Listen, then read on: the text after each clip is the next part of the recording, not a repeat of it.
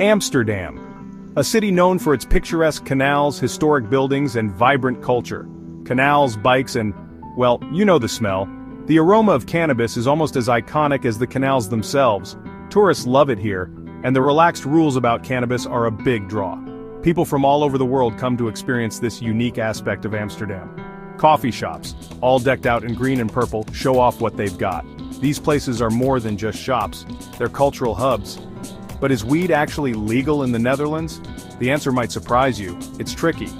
The Netherlands has a unique way of dealing with drugs.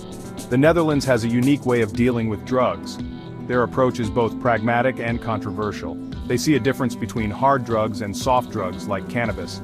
This classification shapes their policies. Cannabis isn't exactly legal, it's more like tolerated. This tolerance policy is what makes Amsterdam so unique. This has made things interesting, to say the least. The coffee shops are bustling with activity and conversation. This video dives into how the Netherlands handles cannabis. We'll explore the ins and outs of this fascinating policy. We'll look at the history, the reasons behind it, and how it all started. And what people think about it now. From locals to tourists, everyone has an opinion. By looking at what's happening in the Netherlands, we can learn a lot about drug laws and how people view cannabis. It's a story of tolerance, culture, and controversy. To understand how the Dutch handle cannabis, we need to know about Gedoogbeleid, a unique policy that sets the Netherlands apart. It's a Dutch word that means something like tolerance policy, but it goes deeper than just tolerance. Basically, some things, like having a small amount of cannabis, are technically against the law, but the police usually look the other way. This creates a gray area where certain activities are unofficially allowed. Gedoogbeleid started in the 1970s when lots of things were changing, including how people thought about drugs. The cultural revolution of the 60s and 70s brought new perspectives on personal freedom and drug use. The Dutch government saw drug use going up, especially among young people, and wanted a new approach. They aimed to reduce harm rather than punish users. Instead of arresting everyone, they focused on keeping people safe.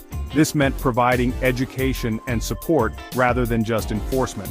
They wanted to separate soft drugs like cannabis from hard drugs like heroin. By doing this, they hoped to prevent cannabis users from moving on to more dangerous substances. This is how coffee shops were born. These establishments became a controlled environment where cannabis could be sold and consumed safely. These are places where people over 18 can buy and use cannabis. The idea was to create a safe space away from the black market. There are rules like how much you can buy at once and no advertising allowed.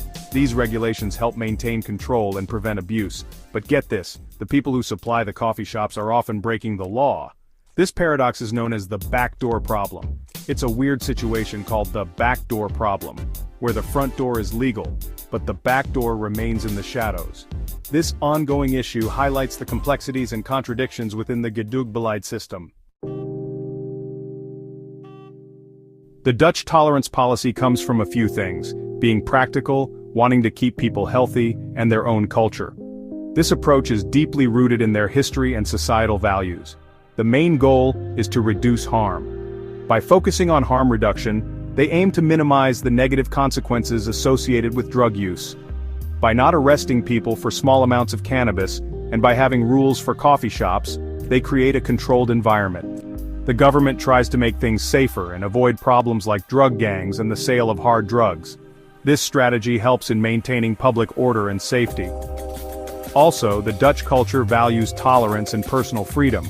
These values are reflected in their policies and everyday life. They've always been about letting people make their own choices and finding practical solutions to problems. This pragmatic approach is a cornerstone of their society. This made it easier for them to be more relaxed about cannabis. The acceptance of cannabis is seen as a way to manage and control its use, but not everyone is happy. There are ongoing debates and concerns within the community. Some people worry about health problems, especially mental health, from using cannabis. These concerns are taken seriously by health professionals and policymakers. And the backdoor problem is still a big headache, connecting legal coffee shops to illegal activities. This issue remains a significant challenge for the authorities. So the Dutch way has its good points, but it's not perfect. The backdoor problem is a big one. Coffee shops can sell cannabis, but they can't buy it legally. This means they have to get it from illegal growers, which keeps the black market going strong. This has people on both sides arguing. Some say it weakens the law and helps criminals. Others say it shows why we need legal cannabis, from growing it to selling it, to fix the problem. And then there's pressure from other countries, especially the European Union. They don't always agree with the Netherlands' relaxed rules, which makes things complicated. It's hard to have different drug laws than your neighbors.